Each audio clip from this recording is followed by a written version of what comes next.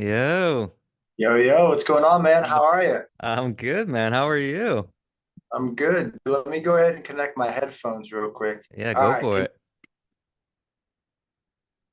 all right, I think we're good to go. Yeah. I Dude, like that microphone sounds extra pro, dude. Like crispy, you, crispy, man. you like how it covers half my face? I usually use the big mics, man, and I used to have a bunch of mics like set up on my desk and stuff, and then I started using these, and I was like, this is pretty convenient. I Yeah, don't are have those? to. Yeah, I'm actually getting ready to start our podcast back up in the month of March. So I'm really excited about Let's that. And go. obviously, this is just good timing. Yeah, Obviously, like you reached out, I think, right after an IG live I did. And, it's always great to reconnect with people. I remember your name from way back in the day, man. So, hopefully, you're doing really well. Hopefully, God is moving things in your life and you're doing amazing. oh, man, I appreciate you. And yeah, that's. I mean, that's a lot of because you are probably one of my first mentors in the online space, which is Oh, wow. I'm very grateful for because you're one of the better ones in terms of people to learn from and especially from an educational standpoint because I was one of the like OG like FOCA people like back in Oh, the day. wow. Holy cow. Taking I it know. back, dude. I know, dude. Holy shit. It's crazy. That's Oh, awesome. I That's know. awesome. I love it. It's wild. And while we're at it, what's the name of your podcast that you're starting back again in March? Yeah, so the first 100 episodes we branded it as Hey Coach Radio. So I don't know if you remember, but back in the day I started this series called Hey Coach, Yeah. and it was just Hey Coach That everything. I think that started from Um, Foca because we were just like yeah, we had so it many did. questions. Yeah, everybody just said, "Hey, coach, hey, coach, hey, coach," Yeah, and I was just in there in the Facebook group just answering questions like all day long. yeah. And then, but we decided to rebrand it as the Educated Dieter Show. And the next 100 episodes, so from episode 100 to 200, we're going to Hmm. do the Educated Dieter Show just because it works with the brand. You know what Yeah. I'm saying? And I want everything to kind of be uniform. But yeah, I'm really excited about that because truthfully, it's probably my favorite medium to create content on. Really. Just the opportunity to bring people in, really Yeah. connect with people, Hmm. have like that real in-person experience. I think Yeah. it's unmatched, man. I Oh, love it. 1000%. And that's why same thing. I'm grateful for us to have this conversation because it's like you said, it's different than just messaging on like a on Instagram or something like that. Like it actually feels more like it's a conversation, you know? So Yeah. that's absolutely amazing. And like I said, I got a lot of questions to ask you because again, I think you're one of the smartest people in our industry, and I think based off all the guidance you used to give us, back when I really got first started into online coaching, I thought it was the most sustainable uh, information to helping clients and also the most, I would just say like realistic, right? I think a lot of your approach from my perspective is meeting the clients where they're at, right? Rather than trying to, put them in a place where they're not ready to go. But before we really get into all that, you also have the one of the coolest, like almost like Goodwill Hunting type of stories, like foundations from where you started to where you are now. So I'd love to like you to help people understand where you got your start and then how you got to where you are now. Yeah. So my story is fairly simple, and I come from being a very quiet kid, so I didn't talk very much at all. But that was due to trauma that impacted me when I was about from 2 to 3 years old.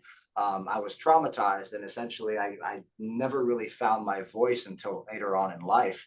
And from that point, I gravitated towards sports. I was the quiet kid, but I was Mm. also very athletic. I was always just stronger and faster than most kids. And that landed me into playing football. I started playing football, played football, made all the all-star teams, got a college scholarship, went to college, played football, and then quickly realized that like, hey, I was really interested in like building muscle and losing Hmm. body fat because if anybody's ever been at the college level and saw some of the physiques Hmm. of college athletes, you're just like, dude, wow, Bunch of how? freaks. How, like at, at 18, 19, 20, Yeah. 21 years old, how can you look like that? And Uh-huh. I just remember we had guys coming in from Texas, California, Florida, New Orleans, like Alabama, all these different places. And I'm looking at these guys and I was like, dude, I thought I was strong in high school, but this is like next level stuff. And I became very interested in, just the human body in and of itself and what it was Mhm. truly capable of, because I had worked out pretty much my whole life, but I never Yeah. really looked the way that I wanted to look. And that landed me in the exercise and nutrition science as my major. Hmm. Graduated from academia, moved back home to Florida, and kind of decided to pursue personal training. Mm. I had no idea personally that online coaching was even a thing back then, Yeah. but through my story, it basically allowed me to find it. So Mm. when I moved back home, my first job back was as a janitor of a gym, Yeah. right? So I was the janitor of Gold's Gym, St. Petersburg, Florida. In Wow. my opinion, one of the best gyms I've ever gone to. And I've Wow. traveled around the United States of America. Yeah. I've been to Ennis Gold's. I've been to all the different Yeah. places. And I loved that gym, dude. Like I loved pulling up in the parking lot, walking in, the camaraderie, the Yeah. equipment, everything about it. And I was the janitor. I was the guy that was in there cleaning the toilets, man. I was the guy that worked the night shift for like a year and a half. Hmm. And at the time, I was bodybuilding as well. So while I worked the night shift, I would get off of work around like 6, 7 o'clock in the morning.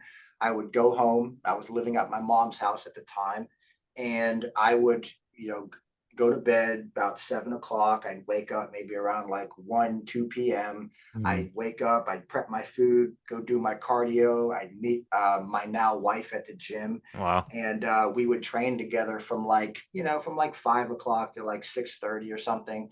And then I'd get ready to go into work around 10 p.m. And my job was just like everybody who's listening to this. Like you go to the gym, right? And you see the guy walking around with the Ghostbuster vacuum pack on, and he's just pushing that thing and he's Yeah. cleaning the dumbbell racks and he's doing that was me. Yeah. And the interesting thing is while I was there, I always knew like there was something. God didn't save me Hmm. for no reason, right? So I had a Right. near death experience when I was 18 years old. And I always knew, okay, God didn't save me to just be this person, to be a janitor. Nothing Hmm. against janitors, because I like to say I was the Yeah. best janitor in the world. But I knew that that wasn't the end for me, right? And Right. so what I started to do is I just started to pay attention. Yeah. So I'm like, all right, they got all these trainers in this Gold's Gym, all their clients, they have questions. They got questions all day long. And I'm tuned in. I'm Mm. like, I look like I'm listening to music, but I just turn my thing off and I'm just listening to clients. And I'm I like, all love right, she that. got a question about training. She got a question about fat loss. She got a question about how many carbs she should be eating. Got Mm. questions about how much cardio she should be doing, how often they should Mm. be working out, like all these Yeah. questions. And every day I would just compile a list of questions and I'd go back to my mom's house, obviously go in my room, pull Yeah. my computer out, and I just started researching everything I could because while I do have a degree in academia, there's a lot of things that academia isn't going to teach you. Right. And oftentimes it's the N of one, the specifics, right? The nuance, the context dependence Hmm.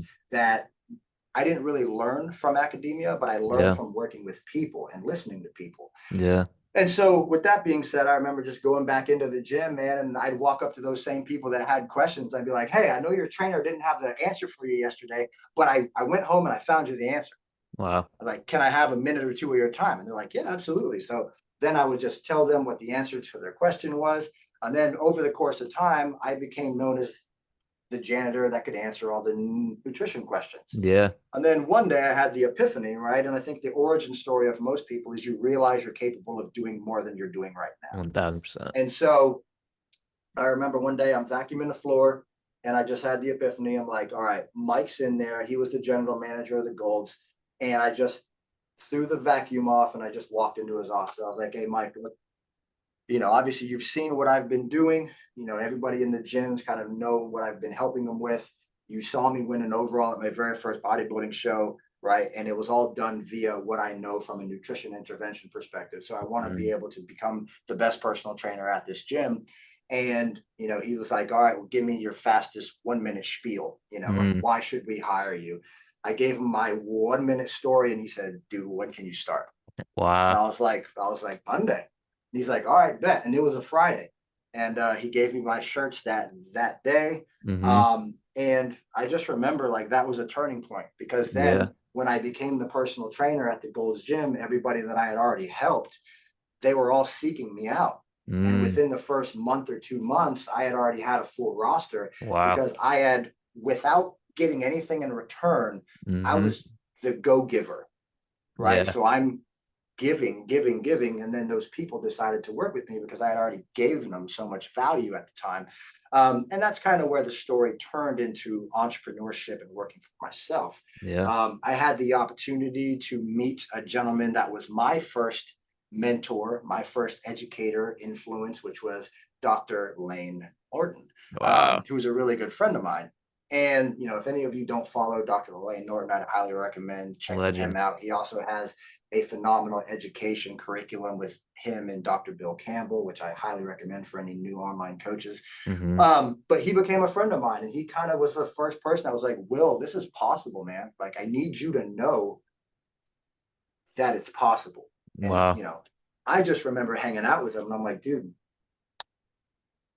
how did you do this? Like, how did you acquire? And he's like, Will, this is all I do. I don't do anything else but work with people online. Yeah. And at the time, I was working with maybe 10 people, 15 people online, but I wasn't charging anybody a dollar. Wow. Like nobody paid anything. Right. I had already helped about 3 or 4 people turn pro. Wow. Um, and I was like, all right, well, I guess I'm pretty good at this thing. Like maybe I should just start charging people some money. And that was the turning point. So the gym found out what I was doing, Mm. creating the transformations that I was creating because people would post about it on Facebook. We didn't have Instagram back then. Right. And they were like, hey, we saw your Facebook post. We need to talk to you in the office today. And I was like, okay. Oh shit. And they basically just said, hey, well, you're either going to be 100% Gold's Gym or not Gold's Gym at all. Right. Yeah. And looking back at it from a business perspective now, I 100% I understand. Sure. In that moment, though, I was like, all right, well, am I willing to bet on myself, or do Hmm. I just want to stay in this box gym? And it was very weird the way that it happened, but it was that same day I got an email from somebody in the UK, Wow. right? And they said, hey, found your pictures on the internet. I know you're a natural pro bodybuilder. I want to hire you to coach me.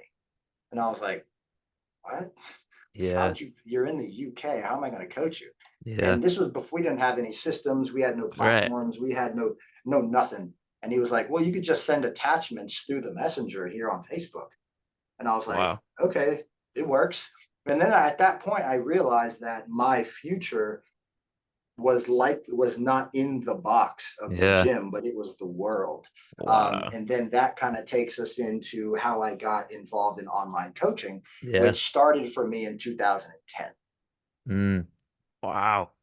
Dude, Long that's story, but that's that's a how it happened. dude, no, no, but that's why but that's why I wanted you to tell it because one, I think for you to have so much awareness around your calling, right? Like that, like you said, like you kind of had multiple epiphany moments, right? Where I was just like almost like your North Star of like, I know I want to help these people and help as many as I can. I just don't know how that's gonna look. And like slowly but surely you were led to that direction, right? Yeah. And I completely relate to your box gym telling you it's this or that, right? Because that was me with LA Fitness when Hmm. I started making YouTube videos, same thing on how to help people with nutrition, all that stuff. And they pulled me aside. Hmm. They're like, you're giving away Yeah. secrets and we need you to stop doing that. I'm like, what? I'm like, Right. you can Google this stuff. It's not like crazy. Exactly. But Exactly. again, but I also love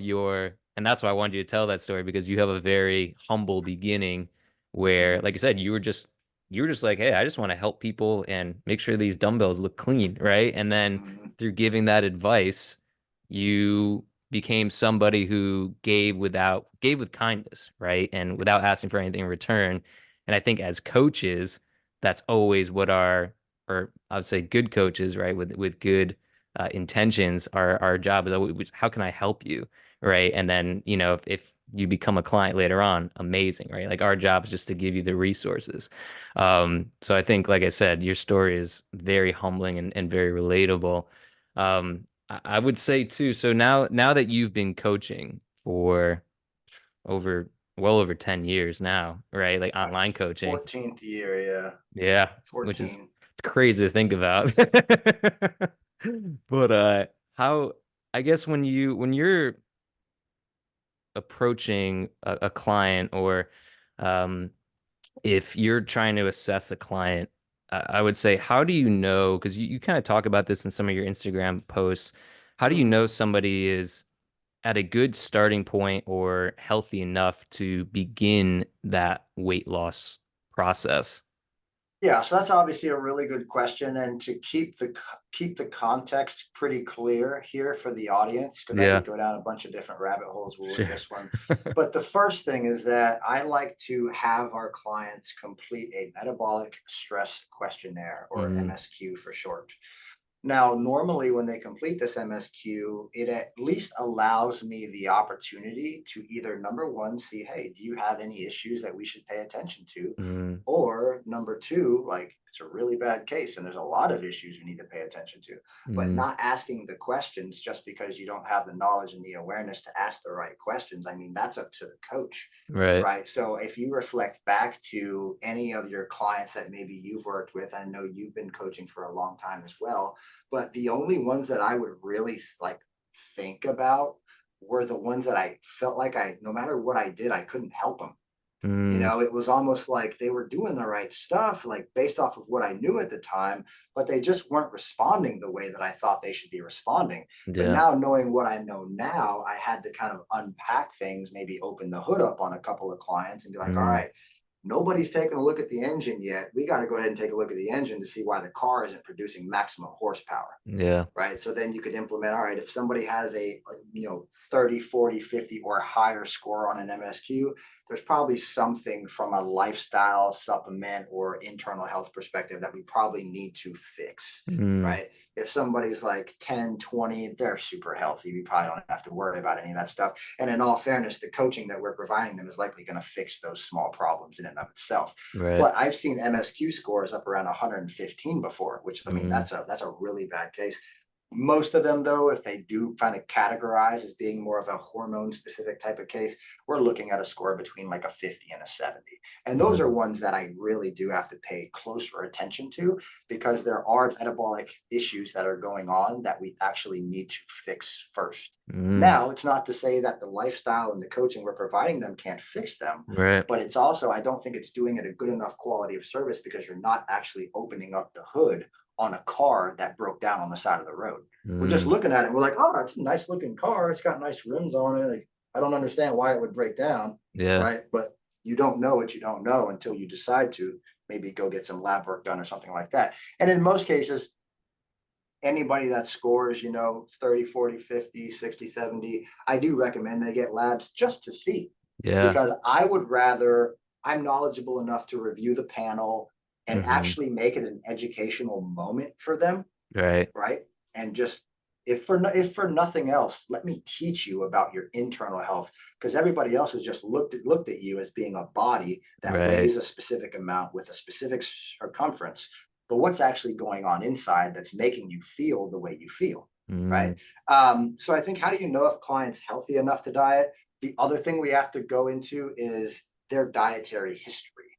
mm, Diet history is probably the most important thing because the diet yeah. history essentially dictates why they are in the position that they're in now, right? So all that stuff I talked about, the fancy hormone, cortisol, like all that stuff, it's created from what happened 3 to 5 years before they found me, Mm, right? So let me ask that question. What's that looked like? Most of the time it's yo-yo dieting, right? It's right. like jump from this one to this one to this one to this one. Right. And if I ask the question, I'm like, all right, well, how much time did you actually spend trying to improve your metabolic health in an off season, quote unquote, or a maintenance phase, or Hmm. build muscle, not focus on losing body fat, you just Right. focus on being healthy as possible? They all say never. I've Right. never done that, but I've dieted ever since I was 20 years old. And Right. now you're 40 and we're wondering why we have issues, Right. right? So that would be the other thing, the diet history. Yeah. I would also probably look at like weight loss success in the Mm. last 10 years. So like what have they done that's actually felt like it worked for them? Yeah. And keep in mind when I say worked, I don't mean you lost 10 pounds. I mean you lost the 10 pounds and then 6 months later you still had lost the 10 pounds. Right. It wasn't losing 10 pounds and then gaining 12 back. I don't see that as success. I see success as the before, after, after. Mm. That's the real success. It's not the Yeah. before and after you see on Instagram. It's the after after. Yeah. Those are the ones that I look at, and I'm like, just because think about it from of like an impact perspective, right? You help a woman that's 100 pounds overweight lose 100 pounds. Yeah. She loses the 100 pounds, and everybody loses their mind. Oh my God, look at that! It's amazing. Follow up with her 3 months, 6 months, 9 months, 12 months, 18 months, 2 years, 3 years later. Did Yeah. she maintain it? Right. That's the powerful stuff, and most of the Mhm. time that has all to do with their lifestyle and also the education that you can provide them to Mhm. learn how to work with their body and actually Right. stop working against it all the darn time. Mhm. And then the other one I would say is I think they should be eating a good amount of calories right before Mhm. considering fat loss Yeah. consistently for a while, maybe 6 months or so. Mm. Having the opportunity to have built muscle, having the opportunity to, you know, feel good, not do a Yeah. bunch of cardio, make sure that their lifestyle is dialed in, their sleep quality, stress Right. management, those types of Right. things. And normally, if they're doing all the right stuff and they haven't tried to diet for about 6 months to a year, Yeah. usually those are the clients that you see that have the best transformations, Mhm. So, Mhm. And it's funny you say that because I feel like most people who come to coaches, like it's at least in my experience, it's very rare I've had a client who's come to me 6 months of maintenance, hey, rarely ever prior to happens, losing man. weight, right? Yeah. Yeah. So, wow. And so what would you say? So I guess if someone comes to you like that and your approach is to put them into maintenance, how do you help somebody navigate that physically, but also mentally, right? Because a lot of people they hear you're going to eat more intentionally and it's going to Totally. better your health. And they're like, hell no. Right? They're Yeah. like, that's No, I mean not what I want, right? it's 100% awareness first, Yeah. education second, right? And then being able to essentially provide social proof to back up everything that you're saying, Hmm. right? Because there are a Hmm. lot of people that can talk a big game, but they Right. can't back it up, Hmm. or there are people that they want you to believe in maybe something that they're doing. Granted, it's not proven by science, it's Yeah. not actual real. They just want you to believe it. So number one, I'd say we have to create the awareness. I think we create the awareness by doing things like this. Like let's just Yeah. talk about it. Podcasts, videos, social media stuff, or word Hmm. of mouth when we're talking to our clients, stuff Right. like that. The second thing is by doing these types of content mediums, you can educate the masses, right? You Mm. have, let's just say, for instance, you have 5,000, 10,000 people that decide to listen to a podcast that you are on. It's like, Hmm. holy crap, like think about that. Like, Right. just think about you're standing in a mega church talking to 5,000 people that all lined up to hear about metabolic adaptation. Like Right. that's the power that we have with online platforms now. Hmm. Um, so education is probably the biggest thing. That's why I named our company the Educated Dieter. You know, Yeah. and then the social proof. So we have a private Facebook community where I talk a lot about this stuff in there, but we also have a lot of amazing women that have already gone through the process. And Hmm. so when we get a new client in and she's like, I just don't know about this. I'm not, I have never tried this before. You get a lot of support from people supporting people. Right. And I think that's the most valuable thing is like, hey, look, I felt the same way, but I went through it. I pushed through the hard time and like now I'm in so much of a better position. I Hmm. feel better. I'm sleeping better. I built muscle. I lost body fat. Just Yeah. stick with it because it works. Right. That's the stuff that I think is the most important is the Hmm. educating of the consumer. Absolutely. And I think that is extremely important because I think without the understanding of the why of why we're going into an intentional maintenance phase, and I Yeah. also think when you when you can help someone bring awareness to their, behavioral patterns as to, hey, you've gone down the same road every single year. You've yo-yo Right. dieted. You've tried every diet, right? You've never intentionally tried to not diet, right? And I Right. think for a lot of people, that is like a wake up call because they've only known trying to lose fat, right? Right. So 100%. to go along with that, to help people understand like why it could be a good thing, what are some benefits that you've coached people and seen, and from what science tells us that can help somebody going into a intentional maintenance phase? Yeah. So if we're talking about what the actual maintenance process can do for you, I think there's a Hmm. couple things to consider. Number one is that the organism in and of itself requires energy to upregulate its processes, Hmm. right? So what I want all the listeners here to remember is when you eat less, you burn less. When you eat Hmm. more, you burn more. So therefore, if you consistently eat less, what do you think is going to happen to your metabolic capabilities? Hmm. They decline. It's like a volume knob on them older radios. You know what I'm saying? You Yeah, crank yeah, that yeah. thing up, you get the house shaking, and then you turn it back down. But like if you are turned down for Yeah, so long, you are basically a lot of people think the metabolism is a stagnant thing. The yeah. metabolism is dynamic. It can shift. It's a moving target, but it's based off of how you actually treat it. So in like the physique development space, we know that a lot of people, when they're getting ready for a bodybuilding show, contest prep, a photo shoot, or something like that, a lot of women can actually go into clinical hypothyroidism, which is an underactive thyroid. Okay. The thyroid, your sex hormones, and your internal health essentially dictate the rate of your metabolism. So if we, for a long enough period of time, turn that thing down, we're eating 1,000 calories, 1,200, you're doing a bunch of cardio, praying, why are we not losing weight? Hmm. Well, it's because you're actually metabolically adapted, right? So Hmm. let's go ahead and let's set an intentional time with a process that I call ADP, which is annual diet planning. And Hmm. let's set an intentional next 3 to 6 months. How much muscle can we build in the next 3 to 6 months?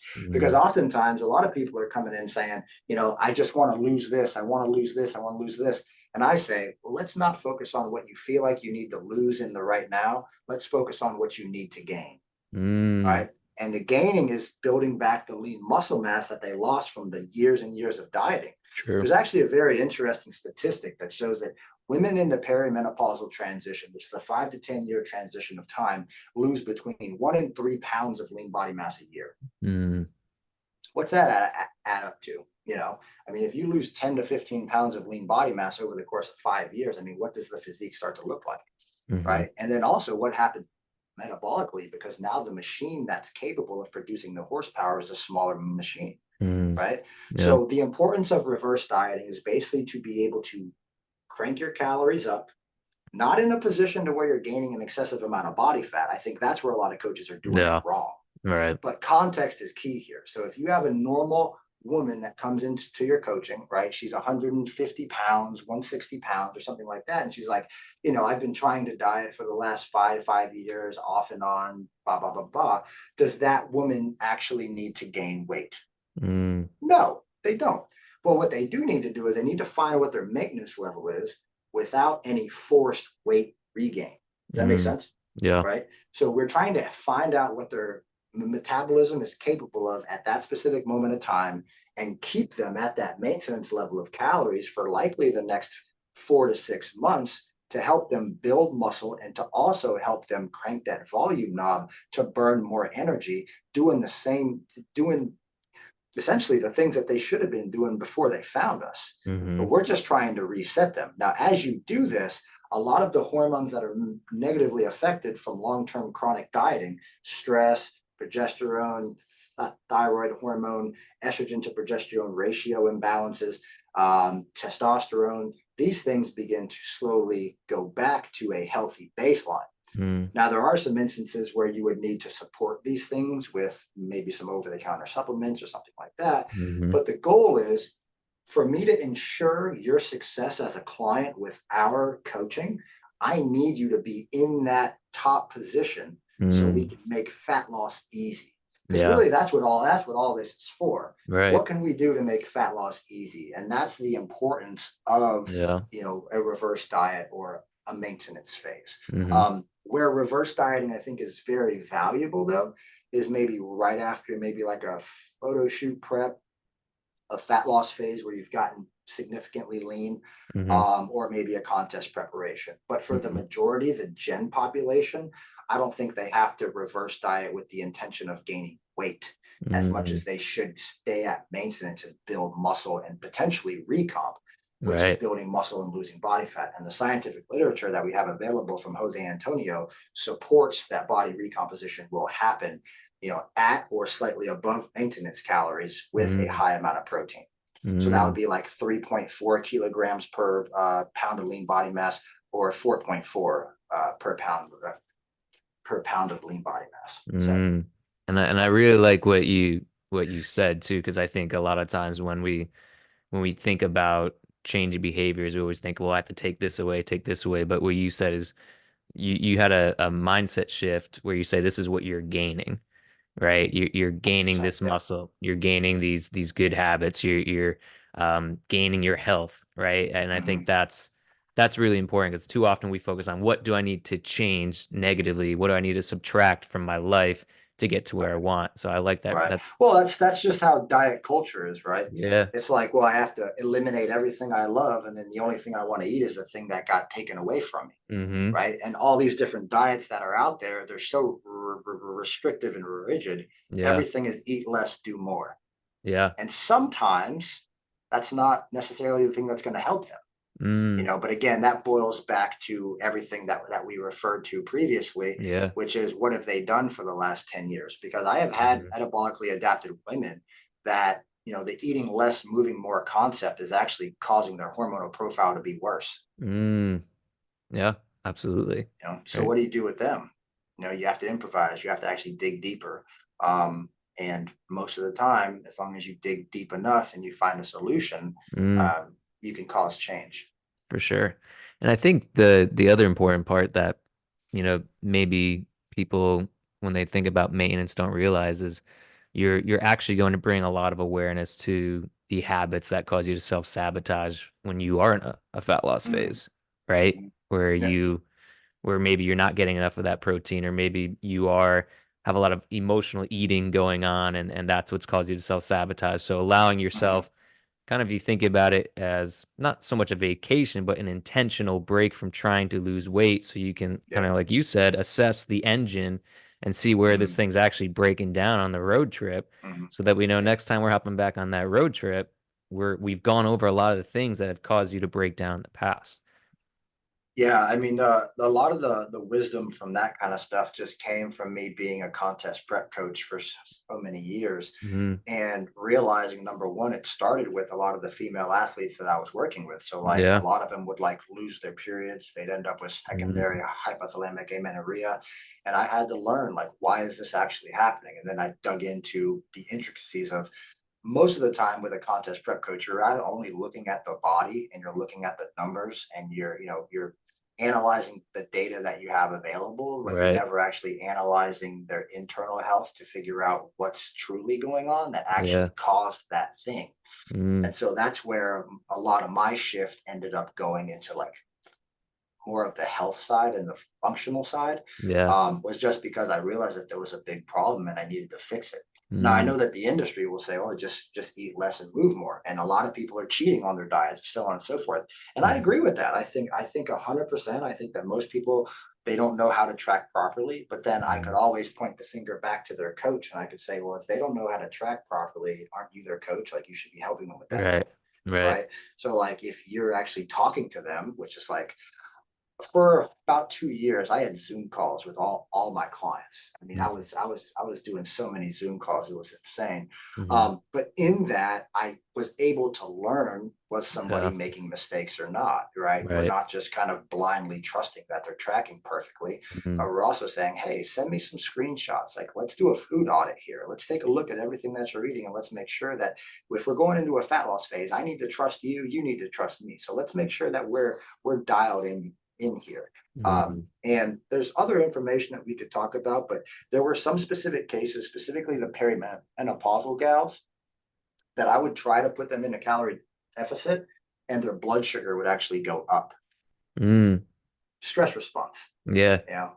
So, but anyways, I'll let you go ahead and ask your question, and I'll be quiet. Well, actually, I think that's kind of one of my questions I have is like, how does stress play a role with fat loss and all these things? Yeah, so for some, and I would say that most of the time, you have to just think that the fact that our body is an adaptive organism, right? So, like I mentioned earlier, with constant efforts at fat loss, individuals' bodies can essentially kind of turn down or metabolically adapt. Mm, One of the primary ways that it does this is basically by cortisol levels going up and mm, progesterone in the female physiology going down. So progesterone is the calming hormone in the female physiology that basically just keeps a woman, pretty chill, mm, relaxed. But if at any point in time progesterone drops, you have a more anxious, worried type of woman. mm, This also can shut down your ability to reproduce. So think about the hormones that affect progesterone, which are follicle stimulating hormone and luteinizing hormone, both of which get and receive signals from the HPA axis, right? So if the body's under stress, cortisol skyrockets, right? Stress is high. The thing with progesterone and cortisol, they can't live mutually. mm, If one's high, one's low. If one's high, one's low. So if progesterone's super high, the woman's super calm, stress is low, and vice versa. High stress, low progesterone. This is typically how relative energy deficiency is created. Is that the body senses, okay, they're doing a lot of work, they're overstressing. In order for me to stay at balance, I have to be eating enough and sleeping well enough mm, to be able to keep up with that demand. But if we interject with diet, excessive cardio, excessive training, we can't actually mm, recover from it, which then creates relative energy deficiency. And the mm. body's like, all right, now I'm just hungry all the time. I'm trying to find food, but she's dieting. She's not feeding me what I need. So, Right. what do I need to do to adapt and respond? Turn down Mm, energy availability, conserve energy availability. There's not enough energy for me to reproduce. So, therefore, my reproductive system is going to shut down. Does that make sense? yeah. Right. So that's kind of how I stumbled upon, like relative energy deficiency, or what's called red S in the scientific literature. Hmm. And then also just stress's impact on the physiology in general. So the Mm, other thing you have to realize that there are a lot of women that are in like the 35 to 45-year-old range. And for all sakes and purposes, I mean, it could be because of their work, it could be because of their kids, relationship issues, just daily life stressors, stuff like that. mm, But they are what's referred to as basically being cortisol dominant. So they're just always stuck in a high cortisol state. So mm, these are the ones where, if I jump on a call with them because I want to get to know about them, I want to make sure that, the educated dieter can actually help them. mm. I'll jump on a call, Ryan, and I'll just say, hi, Yeah, how yeah, are you? yeah. Yeah. And I won't be able to say anything for like 10 minutes. Yeah. There's just so much built up. They haven't been able to talk to nobody. They're so stressed out that it Hmm. just all just comes out on that call. Mm, And so for those individuals, I think it's important to understand that they are likely battling high stress responses. And the thing with a high stress response is that when stress is high, what it does, it's actually releasing small amounts of blood sugar into your bloodstream. The more blood sugar you have in your bloodstream, basically, it can make you insulin resistant just from being stressed out mm, constantly. Now, also, people who are stressed out, what do they also do? They have a tendency to snack, to yep. overeat, to Right. emotionally eat their feelings, so on and so forth. And so now you're battling high stress. And under high stress, you're usually drinking more caffeine, more energy drinks, so on and so Right. forth. So just think about that storm, right? I'm constantly stressed. Progesterone is low. I'm seeking energy. So now I'm taking in a bunch of caffeine, causing adrenal problems. At the same time, I'm overeating and I'm snacking. Now my blood sugar is higher, leading me to being insulin resistant. Mm, Okay. Now, higher blood glucose levels and the correlation with body fat is that fat oxidation is most optimal between like 70 and 90 milligrams per deciliter in terms of fasted blood glucose levels. mm, But if you become insulin resistant, 100, 105, 110, 120 fasted blood glucose, good luck trying to oxidize body fat, because the optimal fat oxidation environment is like that 75 to 85 or 90.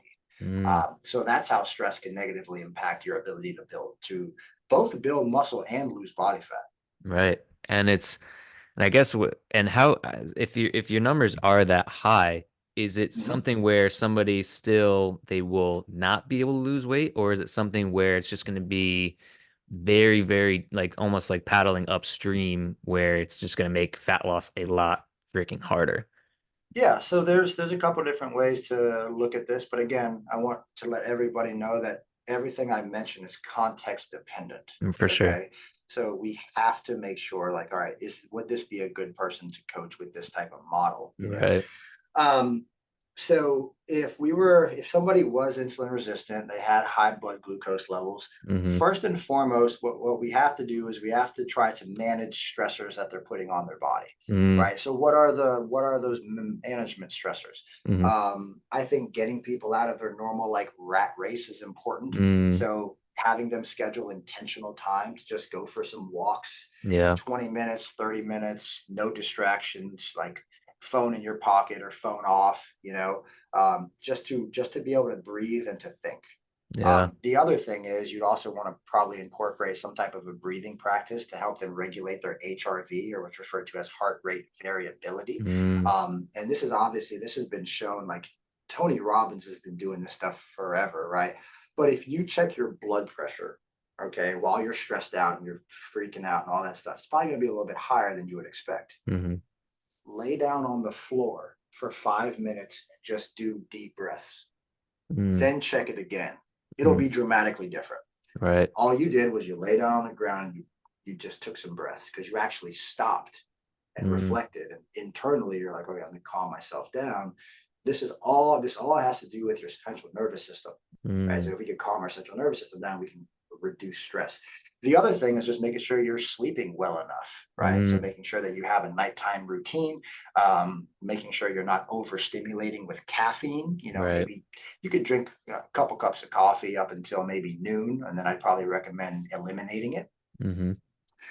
The other thing that you have to consider is that in order to reduce blood glucose levels, in many cases, you will need to reduce calories in order to do so. So, Mm, total calorie, but what I like to do personally is I like to bias the reduction of carbohydrate intake. Specifically because if they already have a high amount of blood glucose in the system, in order for us to get them insulin sensitive, we just have to burn off all the extra glucose. mm, So the way that I like to describe it is like, kind of like two separate pieces. mm-hmm. One of them is the garage, right? Everybody listening to this knows you just take whatever extra you got and just throw it in the garage, Right. right? The house is your actual body. So your Mm-hmm. body's full of glucose. Your garage is also full of glucose. Mm, So ideally, what we want to do is we want to clear the garage out. We want to have a garage sale. How do we do that? Probably would recommend going on a lower than normal carbohydrate diet for about 2 to 3 weeks and mm, actually monitoring your blood glucose levels. So you mm, can buy a glucometer on Amazon for like maybe 30, 40 bucks, right? And you can, if you wanted to, you could actually check your blood sugar just to see, okay, this is where I started. mm, This is where I am after a couple of weeks. mm-hmm. And as long as you're moving your body, you are actively lifting weights because you have to Mm, be mindful of the fact that resistance training or any anaerobic exercise uses glucose as the primary fuel source. right. So if we're lifting against resistance, we're doing high repetition, we're really moving our muscles, the more likely you are to be able to drop your blood glucose levels faster. Now, Mm, that's not to say that a low carbohydrate diet is the key. right. It's not. And Right. I would argue to say that most people, this is why most diets fail, is because they see immediate weight loss and they Yeah. feel better when they drop their carbohydrates down to the floor. And they're like, oh, this must be exactly what I need to do. Right. But then you stall out,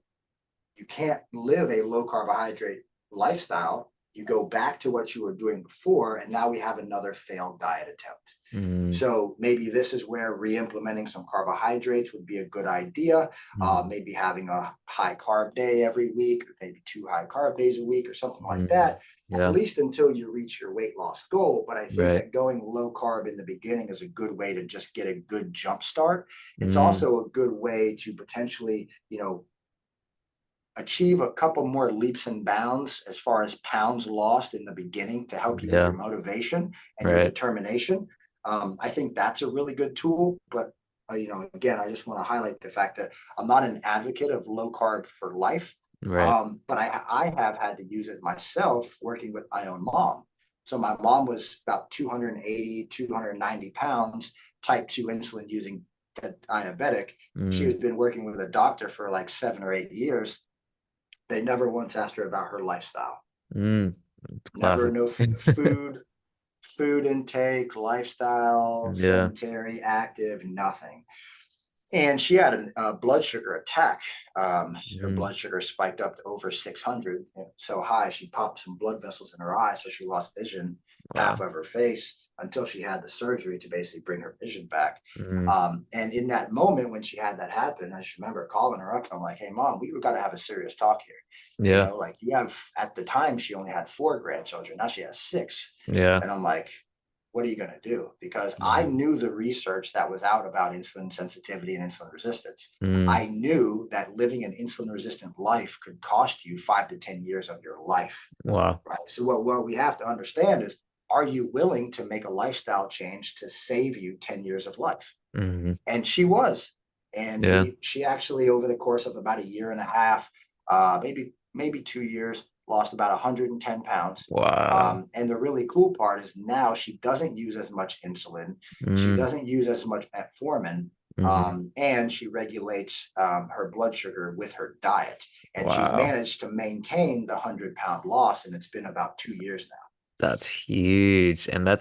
that means so much more too, coming from a son, right? To see your Yeah. mom make these changes and also like you said to maintain it, right? Because that means Yeah. you helped her to see a way that is sustainable and kind of like we Mhm. talked about in the Yeah. beginning, like what's mama's before, after, Mhm. right? And her Mhm. after is being a healthier grandmother like to your kids, right? Right. Right. Yeah, that's Yeah, absolutely amazing. absolutely, man. I mean, it's at the end of the day, like again, you have to be adaptable, but you also have to be willing to hunt for answers. Yeah, And so like, I would want nothing more in life than to say, yeah, I helped to save my mom's life. You know what I yeah, mean?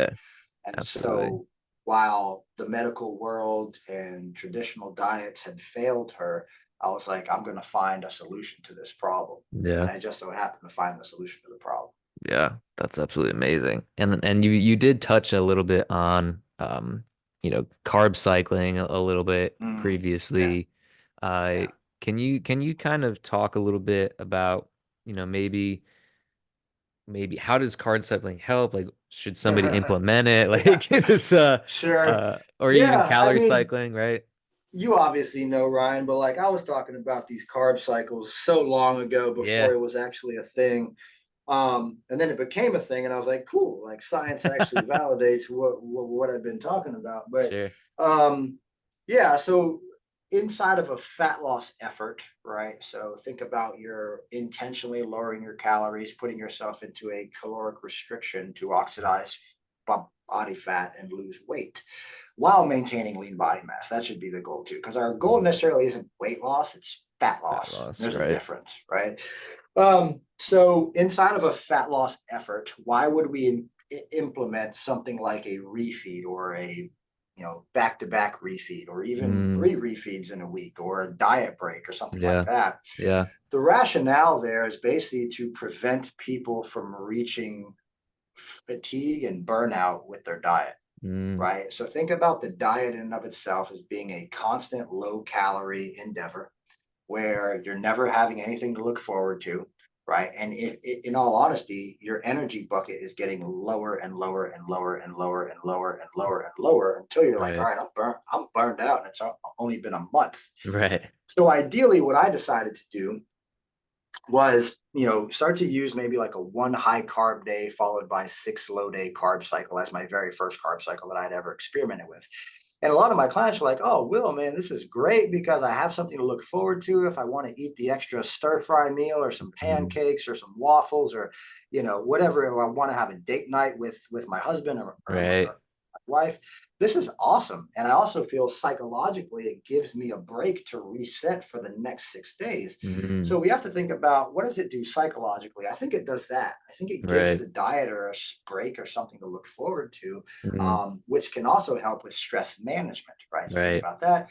The longer you're in a calorie restriction, that typically the more stressed out you get. Well, hey, let's go ahead and let's give you a kind of a quote unquote free eating day where Yeah. you can have up to 250, 300, 400, 500 grams of carbohydrates, and it's not necessarily going to hurt you, Right. right?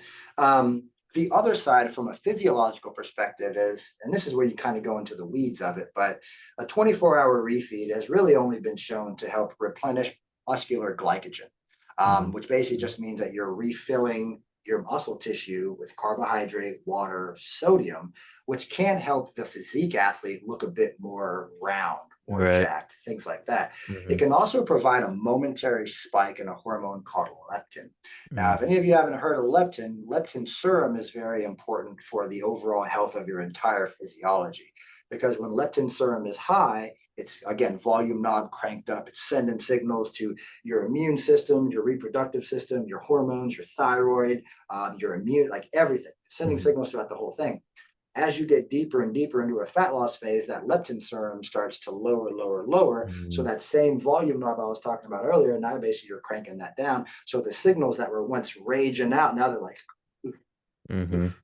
Right. It's very, it's a Barely hanging slow on. process. Um, and so that's how I would usually operate, like a one high, six low. Then you also have two high carb days followed by five low days. You could also do three highs, four lows, or you could do a high carb day on your training days, low carb days Hmm. on your non-training days. Hmm. And each one of those kind of has its own specific physiological benefit. But to summarize the last three, it's been shown in the scientific literature that with follicle stimulating hormone and luteinizing hormone in females, it does take roughly 72 hours of refeeding to begin to re-stimulate the reproductive system, Mm. right? So sending those signals, because all hormones work in a pulsing frequency, right? Hmm. But if the hormones can't pulse, then Yeah. how does the reproductive system stay healthy? Right. So 48-hour refeeds, I think, are more beneficial than single day refeeds for women. I also think 72-hour refeeds are more beneficial for women versus a one.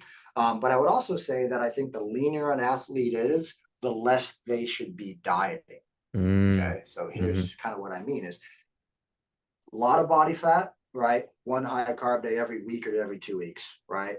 As you get them leaner, hey, let's go to like one a week. As you get leaner, let's go to two a week. As you get leaner, Hmm. let's go to three a week. Before you know it, you're kind of already back to like maintenance, Right. right? And then you're kind of holding them there. You're holding them at a maintenance level of calories, but they're not gaining all the fat back that they lost. Does that make Hmm. sense? Hmm. Hmm. Um, and then you could talk about diet breaks as well. So, if you think about people that have a lot of body fat to lose, Yeah. chances are, they could stay on lower carbohydrates for months, maybe one Yeah. month, 2 months, or something like that. They could lose a considerable amount of weight. I've got several clients right now that I haven't given them like a refeed day yet, but they've lost like 20 pounds and they've only been with me for like 8 weeks, Right. right? But I told him, I said, hey, once you hit this landmark, we're going to give you a whole week of a diet break. And they're like, Mm. oh, I just started feeling hungry. This is actually a great time for Right. it, so on and so Right. forth. We can also kind of crank that metabolism back up a bit because it's a whole week worth of higher carbohydrates. You Mm. can also use a deload in that time. You can lower stress. You can just get them feeling Mm. better. You can Yeah. also psychologically recharge them for the second 20 pounds. Does that Right. make sense? Yeah. Or That's two. where I think diet breaks are the biggest thing is for not for people that are necessarily overweight and obese, but Yeah. people that just have more weight to lose. Yeah. Because most of the time, the people that have a lot of weight to lose, they've already lost it and then regained it. Right. So the biggest thing that I like to tell people that are in this position is we need to talk about the end of the fat loss in the beginning, Mm. because I'm not going to leave you hanging at the end, Right. right? We need to know the process of exiting. What are we going to Yes. do at the exit? The Hmm. reason you failed your previous attempt when you lost 100 pounds was nobody told you about the exit. So you Right. just went back to doing exactly what you were doing before because this wasn't a lifestyle change. You Mm. were following a meal plan or whatever kind of crap you were provided by your previous trainer or coach. And that's Right. the reason you gained it all back. Right. 1000%.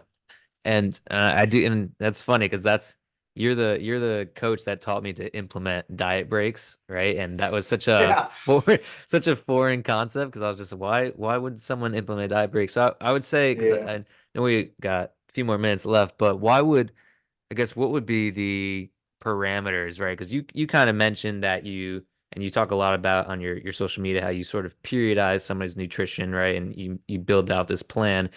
Is there better, would you say, and I'm sure it depends on the individual, in your experience, is it better to pre-program that diet break, or is it something where as you're going along and you're assessing with a client, is it something where you say, okay, because of your lower diet adherence, because of maybe stress levels going up, maybe less consistency, like we said with adherence, is now a better time to implement rather than later on when we originally had it planned, or vice versa, or anything like that? Yeah, so that's a good question. I think in general, as a coach, you always want to be proactive no matter what, Mm, right? Like if you think about a lot of the cases that I've gotten, it's the coach and the client reach like an oh shit moment, right. right? Where the coach is like, I don't know what's going on. Yeah. They're not responding anymore, and the client's like, well, what are you going to do? And the coach's like, I don't know, Mhm. right? And then you're kind of stuck in that oh crap, right? Right. If we can be proactive, Right. the client knows it's coming, coach Mm, knows it's coming. I yep. can trust something I can see. Right.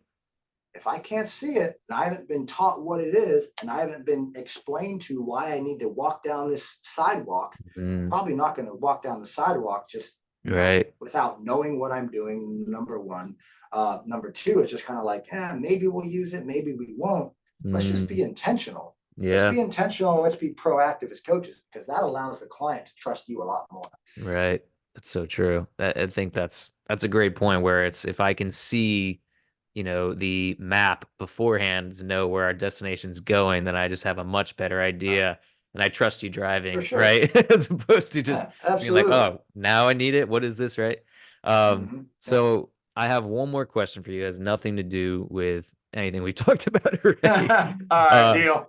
but basically, the name of my podcast, obviously, it's called These Little Moments Podcast, and the Yeah. reason I named it that is because, my little moment in my life that really sticks out to me was when I was at a like a fitness seminar actually, and it was the Mm, first time I spoke to a group of people about my own mental health past, where I struggled with anxiety, mm. depression, all these things, and so what I'm curious about for you is there a little moment in your life that sticks out to you that sort of was your North Star for either being the person you are today or the coach you are today, that really, you look back on, you're like, thank God for that moment.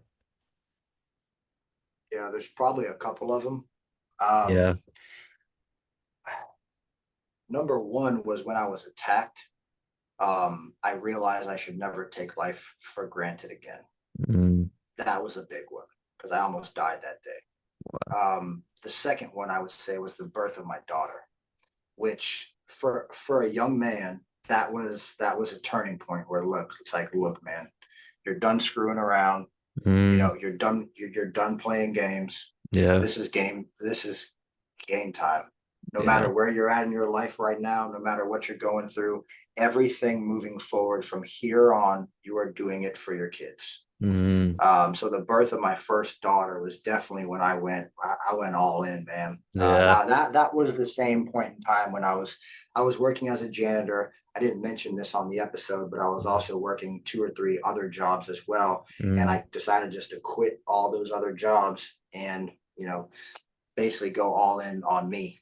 yeah. And in that first year, going all in on me, I basically tripled my income and I didn't look back. Wow. You know what I mean? So it Yeah. was the birth of my daughter, which was that little moment, when we brought her home. And I was like, all right, hey, William, like look at Yeah. myself in the mirror, talking to myself, grabbing the mirror, like, William, now it's time. Yeah. Um, that was the moment. Yeah. Wow. I love that. And I think I mean, what's more of like a reminder than seeing like your kid in front of you Mm-hmm. to be like, I need to, it's not just about me anymore, right? Like I need Mm-hmm. to Yeah. provide for this person and have them have a better life than I had, right? Yeah. And I mean the goal of any parent, I feel like should always be to make your kids better than you could have ever been. Mm, Right. And that's my goal now. So I have four children now. uh, And my goal for all of them is to give them a life I never had, but also allow them to achieve a level of success that in my life I Mm, could have never possibly dreamed of. right. Give them a different starting platform to stand on. Right. Absolutely. Yeah. Yeah. And I Yeah. think you're doing a great job of that because, anytime I see you working out and your kids are around you, right? They see, and I think that's so important, right? Like they see a great example of, here's my dad. He busts his ass working and he makes time for his health. He makes time for us, right? So I think if anything, it's not just the words you say, but it's the actions they see, 100%. Yeah. right? That they can Yeah. exemplify. Yeah. I think a true leader understands that their actions make them that person, Mm, right? Can you impact people, without taking action? I mean, at the end of the day, if I see you hustling, there's a level of respect there that I just have to acknowledge. mm, Otherwise, you're just a hater, right. But if Right. I see somebody hustling, there's a level that I have to be like, yeah, Yeah. like that's what I want. So, if my kids happen to be able to see me working hard, working on myself, working on the business, working hard as a coach for sports teams and Mm, being there for my kids because they're playing sports now.